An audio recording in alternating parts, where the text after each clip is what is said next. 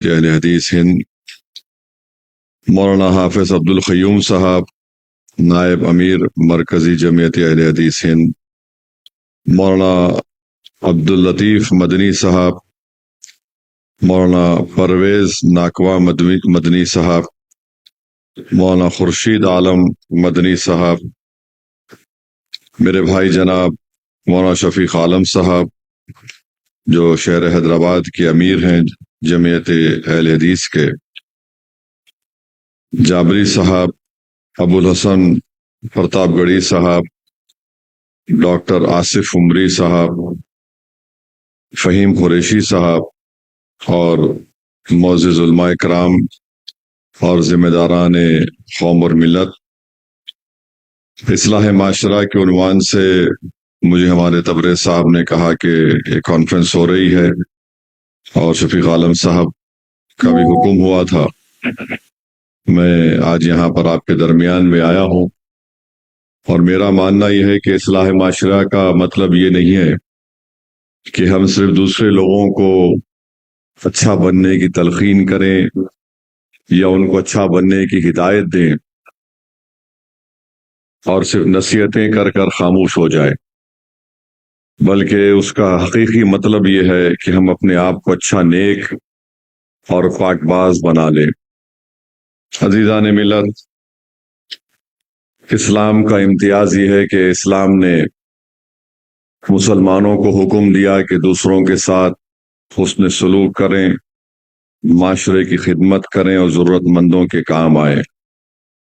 سورہ آل عمران کی آیت نمبر 110 میں اللہ سبحانہ و تعالیٰ کا ارشاد ہے، تم بہترین امت ہو جو دوسروں کی بھلائی کے لیے نکالی گئی ہو۔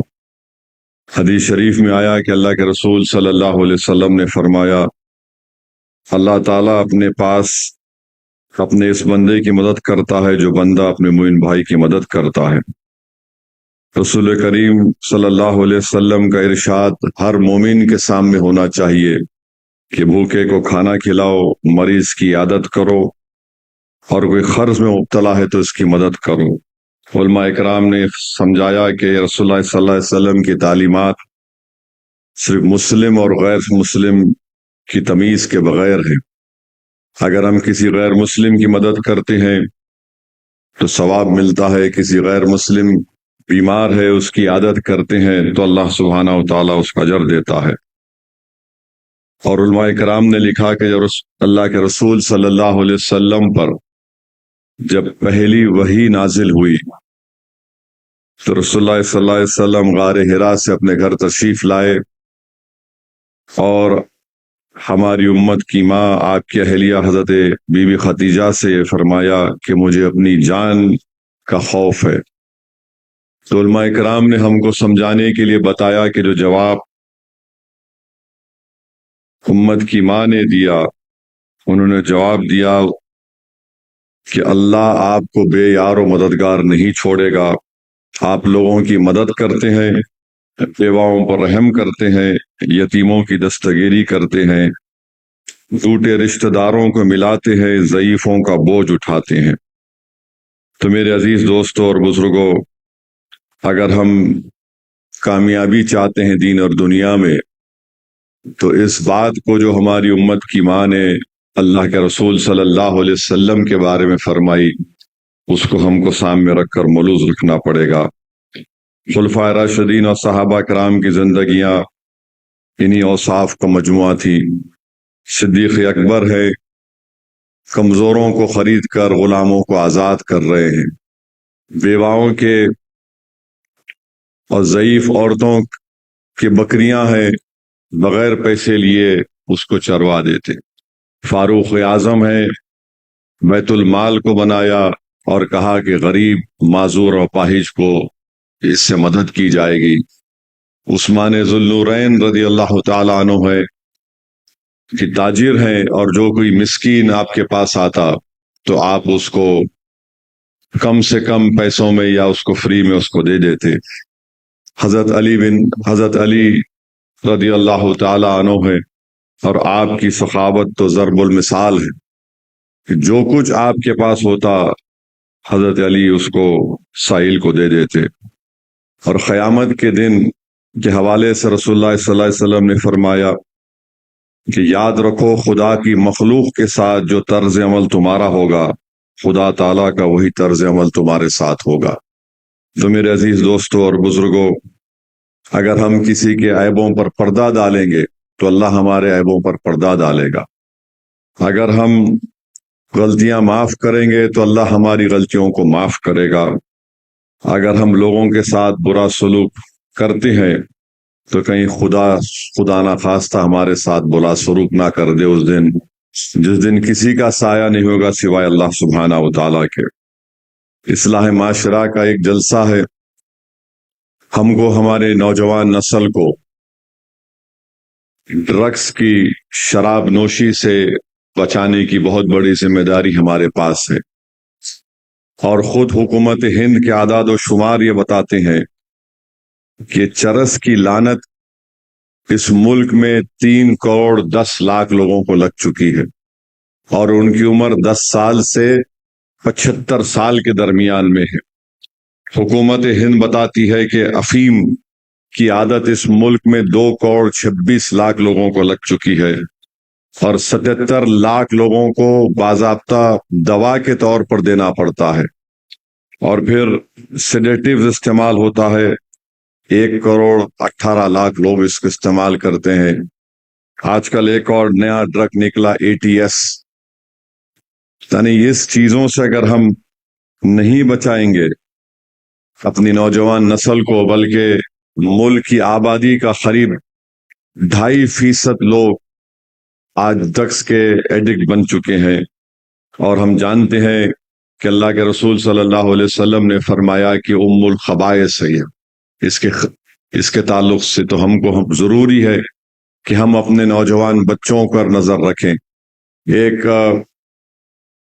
ایک نیوز میں پڑھ رہا تھا، پنجاب کے DGP صاحب تھے، ابھی بھی ہیں، انہوں نے بڑی تکلیف سے کہا کہ میرا بیٹا نوجوان بیٹا ہے اور اس کو ڈرگ کی عادت پڑ گئی، اور ایک ایسا وقت آیا کہ اس کی شادی بھی ہوئی، بچہ بھی ہوا، وہ خود اپنی جان لے لیا۔ تو اس سے ہم کو حفاظت کرنا ہے، خواتین سے اچھا برتاؤ کرنا ہے۔ میں آپ کو حالیہ دن کا ایک واقعہ سنا رہا ہوں کہ الیکشن میں کسی ایک ہماری بہن نے جا کر مجلس کے کہنے پر کسی ایک امیدوار کو ووٹ دے دیا، تو معلوم ہوا شوہر کو تو اس کو تھپڑ مار دیے، پیٹ دیے۔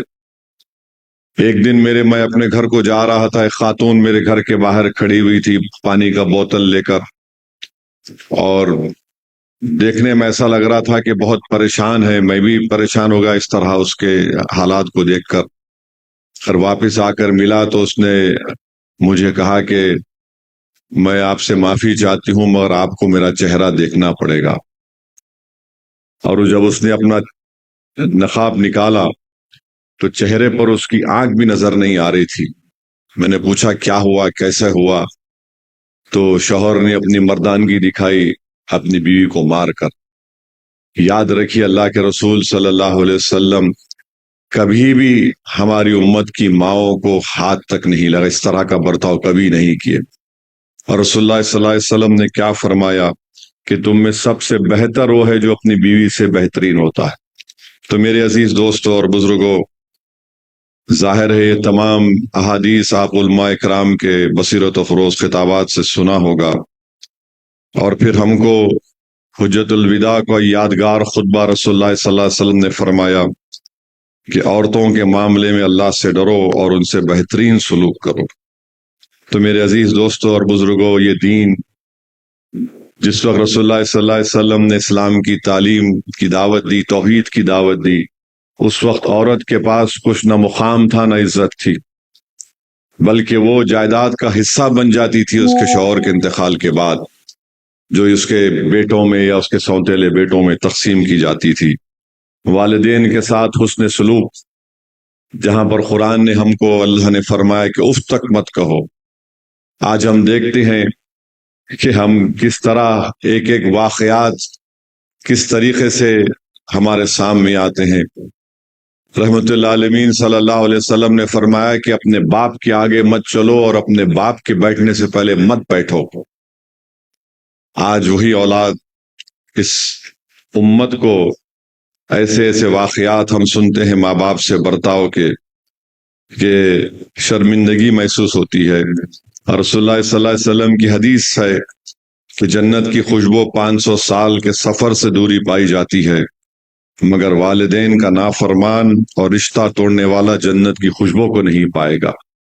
تو اس چیز کو ہم کو یاد رکھنا ہے۔ بہرحال میں زیادہ وقت لیے بغیر کہوں گا کہ رشتہ داروں سے حسن سلوک، پڑوسیوں کے حقوق، اور رسول اللہ صلی اللہ علیہ وسلم کی حدیث ہے کہ رسول اللہ صلی اللہ علیہ وسلم کی خدمت میں عرض کیا گیا کہ رسول اللہ صلی اللہ علیہ وسلم فلاں عورت کے بارے میں سنا کہ بہت نماز پڑھتی، روزے رکھتی، خیرات کرتی، مگر ساتھ ہی ہمسایوں کو بہت ستاتی ہے۔